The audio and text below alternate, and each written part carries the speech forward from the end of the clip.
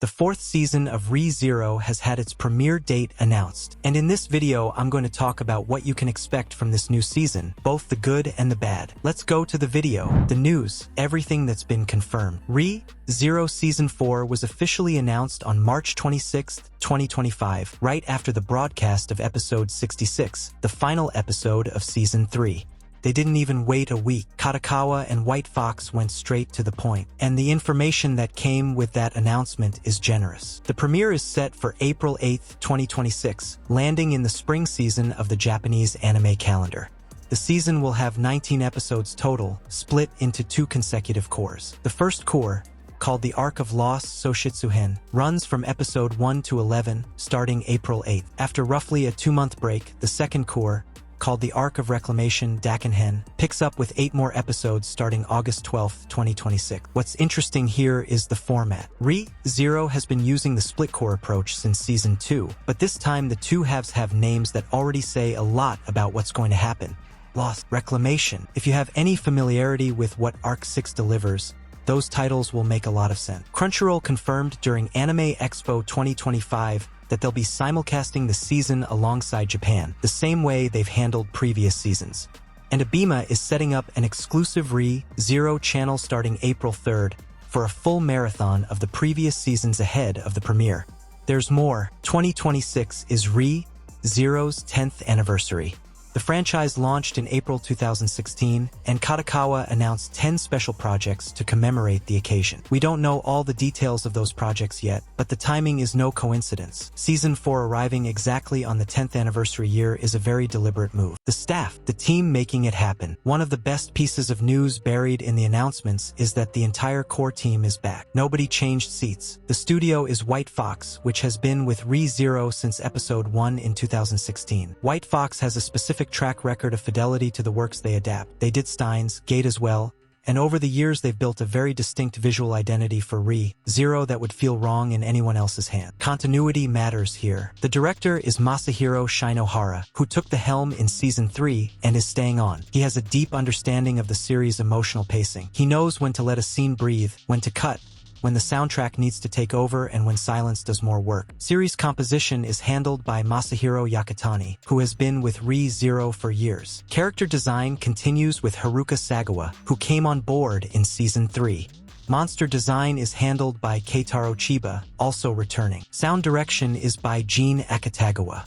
And the soundtrack is once again by Kenichiro Suehiro. This name deserves to be highlighted. Suehiro is a composer who understands Re:Zero on a level that goes beyond just fitting music to scene. He's composed for Re:Zero, for The Eminence and Shadow, for Undead Unluck, and every time he shows up in a series, the action sequences and emotional moments gain an extra layer. Having him return for Arc 6, which has some of the most ambitious battles Re:Zero has ever put on paper, is a combination that's very exciting. Re:Zero's original author Tappei Nagatsuki himself will be supervising the script composition. That's an important signal of care for the adaptation. Bottom line, everyone who made Season 3 work is back. No director change, no studio swap, none of those warning signs that sometimes show up in this kind of announcement. Season 4 is a direct continuation with the same team, with the same DNA. The music, opening and ending. 2 musical details were confirmed, and both of them are big. The opening is called Recollect and is a collaboration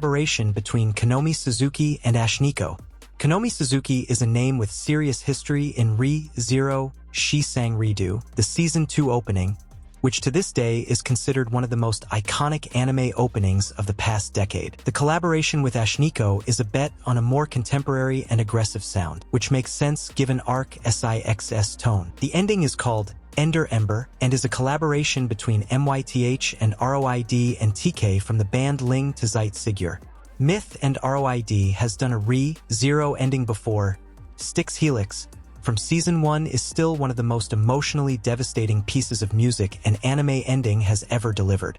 TK from Ling to Zeit Sigur is one of the most unique composers in the Japanese music scene. This collaboration is entirely new, and what both artists have said about it makes clear that emotional intensity is at the center of everything. Myth and ROID said they created Ender Ember around the theme of the residual warmth that lingers after something ends, the feeling that remains after a conclusion. TK said he sought to rewrite desolation with a new tension. That alone says a lot about the mood of what's coming. New characters. Who's entering the picture? 2 new characters have been confirmed with voice actors, and both of them are central to Arc 6.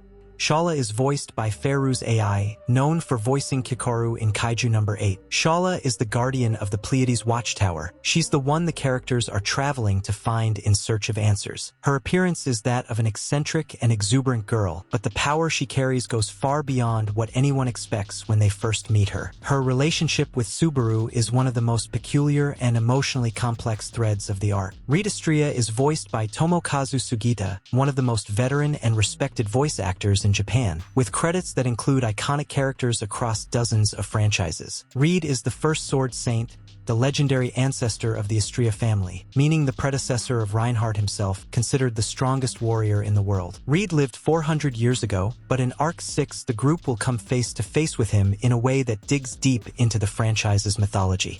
Tomokazu Sugita being cast in this role says everything about the weight this character carries. What to expect from Arc 6, the Pleiades Watchtower. Now let's get to what really matters. What Arc 6 is, what it adapts, and why light novel fans talk about it with such reverence. The context comes directly from the end of Season 3. The Battle of Pristella is over, but the consequences left behind by the Archbishops of Greed and Gluttony are devastating. Rem is still in a coma. Her memories were devoured by gluttony. Julius has lost his own name, erased from the memory of everyone who knew him. In the final episode of Season 3, we saw the moment he literally disappears from his companions' minds. Anastasia can no longer return to her own body, which is being inhabited by the artificial spirit Echidna. The group has no answers, but there's a rumor. A sage lives at the Pleiades Watchtower, located within the Augeas Sand Dunes, the most dangerous desert in the kingdom. This sage is known as someone with omniscience, someone who knows everything. Maybe she has the answers they need to undo the damage caused by gluttony and save Rem. The problem is that not even Reinhard van Estrella himself, the current Sword Saint, the man considered the most powerful being in the world, was able to reach the tower. The Augeas Sand Dunes are practically impassable. The path is blocked by disorienting sandstorms, lethal magical creatures, and the tower's own guardian who attacks any intruder with enough power to wipe out an army.